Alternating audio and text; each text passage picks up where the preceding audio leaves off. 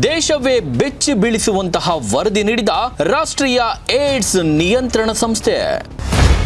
ಪ್ರತಿಭಟನೆಯ ಹೆಸರಲ್ಲಿ ಜಂತರ್ ಮಂತರ್ನಲ್ಲಿ ಅಸಭ್ಯ ವರ್ತನೆ.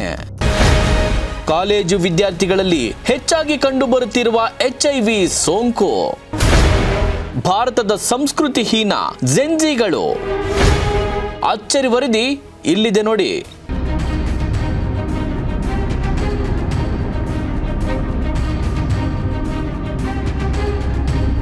ಭಾರತದ ಸಂಸ್ಕೃತಿ ಹೀನ ಜೆನ್ಜಿಗಳು.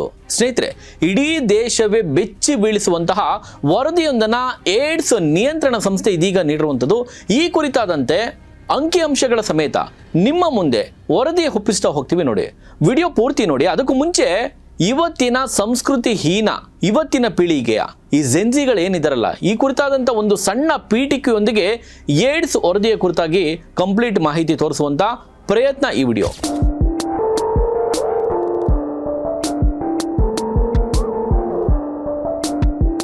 ಇತ್ತೀಚೆಗೆ ಈ ಜೆನ್ಜಿ ಪೀಳಿಗೆ ಏನಿದಾರಲ್ಲ, ಇವರು ಪ್ರತಿಭಟನೆಯ ಹೆಸರಲ್ಲಿ ದೆಹಲಿಯ ಜಂತರ್ ಮಂತರ್ನಲ್ಲಿ ಅಸಭ್ಯತೆಯನ್ನ ಪ್ರದರ್ಶಿಸಿದ್ದು ನೀವೆಲ್ಲರೂ ಕೂಡ ನೋಡಿಯೇ ಇದ್ದೀರಿ ಅಲ್ವೇ. ಶಾಂತಿಯುತವಾಗಿ ನಡೀತದಂತಹ ಪ್ರತಿಭಟನೆಗೆ ನುಗ್ಗಿದಂತಹ ಪುಂಡರು, ವಿದ್ಯಾರ್ಥಿಗಳ ಮುಖವಾಡವನ್ನು ಧರಿಸಿಕೊಂಡಿದ್ದಂತಹ ಕೆಲವರು ಪೊಲೀಸರ ಮೇಲೆ ದಾಳಿಯನ್ನು ಮಾಡ್ತಾರೆ. ಅಂತಾರಾಷ್ಟ್ರೀಯ ಮಟ್ಟದಲ್ಲಿ ದೇಶಕ್ಕೆ ಅಗೌರವ, ದೇಶದ ಘನತೆಯನ್ನ ತಗ್ಗಿಸುವಂತಹ ಕೆಲಸವನ್ನು ಮಾಡ್ತಾರೆ. ಈಗ ಅಂತಹದೇ ಮತ್ತೊಂದು ವರದಿ ಹೊರಬಿದ್ದಿರುವಂಥದ್ದು. ರಾಷ್ಟ್ರೀಯ ಏಡ್ಸ್ ನಿಯಂತ್ರಣ ಸಂಸ್ಥೆಯ ಪ್ರಕಾರ HIV ಸೋಂಕಿತರ ಸಂಖ್ಯೆ ದೇಶದಲ್ಲಿಯೇ ಕರ್ನಾಟಕ ರಾಜ್ಯ 3ನೇ ಸ್ಥಾನದಲ್ಲಿದೆ. ದೇಶದ ಯುವ ಪೀಳಿಗೆ ನಿಖರವಾಗಿ ಯಾವ ಕಡೆ ಸಾಗ್ತಾ ಇದೆ? ಇಂತಹ ಸಂಸ್ಕೃತಿ ಹೀನ ಯುವ ಪೀಳಿಗೆಯೇ ಭಾರತದ ಭವಿಷ್ಯವೇ? ಪ್ರಶ್ನಾರ್ಥಕ ಚಿಹ್ನೆ. ದೇಶವನ್ನು ಮುನ್ನಡೆಸುವ ಸಾಮರ್ಥ್ಯ ನಿಜಕ್ಕೂ ಕೂಡ ಇವತ್ತಿನ ಜೆನ್ಜಿ ಅವರಿಗಿದೆಯೇ? HIV ಸೋಂಕಿತರ ಸಂಖ್ಯೆಯಲ್ಲಿ ಕರ್ನಾಟಕ ದೇಶದಲ್ಲಿಯೇ 3ನೇ ಸ್ಥಾನ.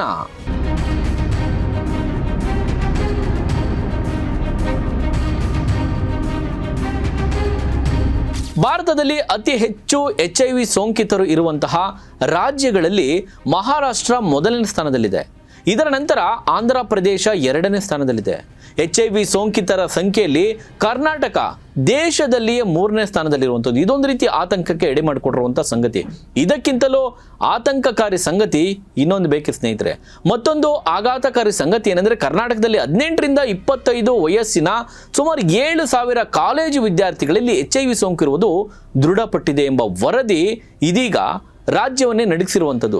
ರಾಷ್ಟ್ರೀಯ ಏಡ್ಸ್ ನಿಯಂತ್ರಣ ಸಂಸ್ಥೆಯ ಪ್ರಕಾರ ರಾಜ್ಯದಲ್ಲಿ ಸುಮಾರು 2.60 ಲಕ್ಷ ಜನರಿಗೆ HIV ಸೋಂಕು ಬಂದಿದೆ ಅಂತೇಳಿ ವರದಿ ಕೊಟ್ಟಿದೆ. ಇದರಲ್ಲಿ 2.5 ಲಕ್ಷ ಜನರು ಚಿಕಿತ್ಸೆ ಪಡೆಯುತ್ತಿದ್ದಾರೆ. ಆದರೆ ಸುಮಾರು 54,000 ಜನರು ತಮ್ಮ HIV ಸೋಂಕಿತರ ಬಗ್ಗೆ, ಅಂದರೆ ಸೋಂಕಿನ ಬಗ್ಗೆ ಅರಿವೇ ಇಲ್ಲ ಅಂತೇಳಿ ಇಲ್ಲಿ ವರದಿಯಲ್ಲಿ ಹೇಳ್ತಾ ಇರುವಂಥದ್ದು. ನೋಡಿ ಸ್ನೇಹಿತರೆ, ಒಂದು ಕಡೆ ಬರಗಾಲ, ರಾಜ್ಯದಲ್ಲಿ ಬರಗಾಲದ ಸ್ಥಿತಿ ಇರುವಂಥದ್ದು, ಮಗದೊಂದು ಕಡೆ ಕಾವೇರಿಯ ಕುಡಿಯುವ ನೀರಿಗೋಸ್ಕರ ಆ ಒಂದು ಸಮಸ್ಯೆ ರೈತರು ಕೂಡ ಧರಣಿ ಮಾಡ್ತಾ ಇರುವಂಥದ್ದು ನೀವೆಲ್ಲರೂ ಕೂಡ ನೋಡಿದಿರಿ. ಇನ್ನು ಬಿಡದಿ ರೈತರನ್ನ ಒಕ್ಕಲೆಬ್ಬಿಸುವಂತಹ ಈ ಬಿಡದಿ ಟೌನ್ಶಿಪ್ ಯೋಜನೆ ಏನಿದೆಯಲ್ಲ, ಅದು ಕೂಡ ಒಂದು ರೀತಿ ಸರ್ಕಾರಕ್ಕೆ ಸವಾಲಾಗಿರುವಂಥದ್ದು. ಇದರ ಜೊತೆಗೆ ಈಗ HIV ಸೋಂಕಿತರ ಸಂಖ್ಯೆಯಲ್ಲಿ ದೇಶದಲ್ಲಿಯೇ ರಾಜ್ಯ 3ನೇ ಸ್ಥಾನದಲ್ಲಿ ಇರುವಂಥದ್ದು ಆತಂಕಕಾರಿ ಸಂಗತಿ. ಕರ್ನಾಟಕದಲ್ಲಿ ಕಾಂಗ್ರೆಸ್ ಸರ್ಕಾರವು ಈ ಎಲ್ಲದರ ಕುರಿತಾದಂತೆ ನೈತಿಕ ಹೊಣೆಯನ್ನು ಹೊತ್ಕೊಂಡು ರಾಜೀನಾಮೆ ನೀಡಲಿದೆಯೇ? ಇಂಥದ್ದೊಂದು ಚರ್ಚೆ ರಾಜಕೀಯ ಪಡಸಾಲೆಯಲ್ಲಿ ಕೇಳಿ ಬರ್ತಾ ಇರುವಂಥದ್ದು. ಯಾವಾಗ ರಾಷ್ಟ್ರೀಯ ಏಡ್ಸ್ ನಿಯಂತ್ರಣ ಸಂಸ್ಥೆ ಇಂತಹದೊಂದು ವರದಿ ನೀಡಿತೋ ಆಗ ತಡವಾಗಿ ಎಚ್ಚೆತ್ತುಕೊಂಡ ಕರ್ನಾಟಕ ಸರ್ಕಾರ ಮಹತ್ವದ ಯೋಜನೆಯನ್ನ, ಮಹತ್ವದ ಹೆಜ್ಜೆಯೊಂದನ್ನು ಇಟ್ಟಿರುವಂಥದ್ದು. ರಾಜ್ಯದ ಎಲ್ಲ ಪದವಿ ಹಾಗೂ ಇಂಜಿನಿಯರಿಂಗ್ ವಿದ್ಯಾರ್ಥಿಗಳಿಗೆ ಪರೀಕ್ಷೆ ಕಡ್ಡಾಯ. ಆರೋಗ್ಯ ಇಲಾಖೆ ಇಂತಹದೊಂದು ನಿರ್ಧಾರವನ್ನು ಮಾಡಿರುವಂಥದ್ದು. ಯುವ ಜನರಲ್ಲಿ ಸೋಂಕಿನ ಪ್ರಮಾಣ ಹೆಚ್ಚಾಗ್ತಿದ್ದು, ಆರಂಭಿಕ ಹಂತದಲ್ಲಿ ಸೋಂಕು ಪತ್ತೆ ಹಚ್ಚಿ ಕಡಿವಾಣ ಹಾಕಲು ಈ ಒಂದು ಪರೀಕ್ಷೆ ನಡೆಸೋದಕ್ಕೆ ಇಲಾಖೆ ಮುಂದಾಗಿರುವಂಥದ್ದು. ಯಾಕೆ ಈ ಮಹತ್ವದ ನಿರ್ಧಾರ?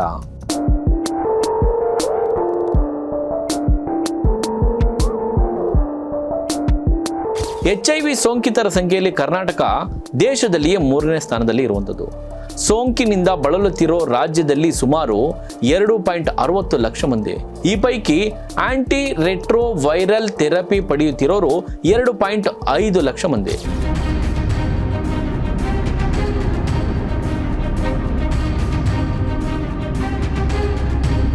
ಕರ್ನಾಟಕ ರಾಜ್ಯ ಏಡ್ಸ್ ನಿಯಂತ್ರಣ ಸಂಘ ಮನವಿ ಮೇರೆಗೆ ಯುವಕರಲ್ಲಿ HIV ಸೋಂಕನ್ನು ಆರಂಭಿಕ ಹಂತದಲ್ಲಿಯೇ ಪತ್ತೆ ಹಚ್ಚಿ ತಡೆಗಟ್ಟುವ ಉದ್ದೇಶದಿಂದ ಕರ್ನಾಟಕ ಸರ್ಕಾರ ಮಹತ್ವದ ನಿರ್ಧಾರವನ್ನು ಕೈಗೊಂಡಿರುವಂಥದ್ದು.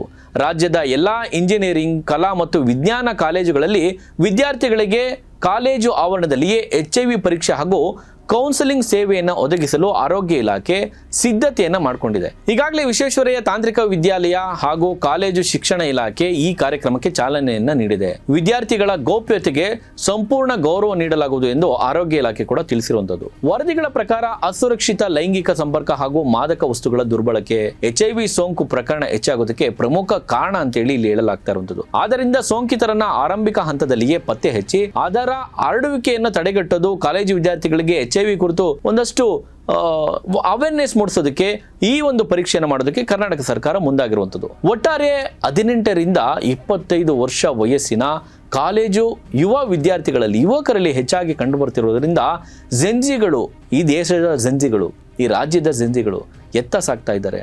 ಇಂಥವರಿಂದ ದೇಶದ ಉನ್ನತಿಯನ್ನ ಹೇಗೆ ಬಯಸೋದಕ್ಕೆ ಈ ಜೆನ್ಜಿಗಳಿಂದ ಸಾಧ್ಯ? ಸ್ನೇಹಿತರೆ, ಈ ಒಂದು ವರದಿ, ಈ ಒಂದು ಸುದ್ದಿಗೆ ಸಂಬಂಧಪಟ್ಟ ಹಾಗೆ ನಿಮ್ಮ ಅನಿಸಿಕೆಯನ್ನು ಕಮೆಂಟ್ ಮಾಡಿ. ನೋಡ್ತಾರೆ ಈ ಸಂದೇಶ, ಇದು ಸಮಸ್ತ ಕನ್ನಡಿಗರ ಧ್ವನಿ.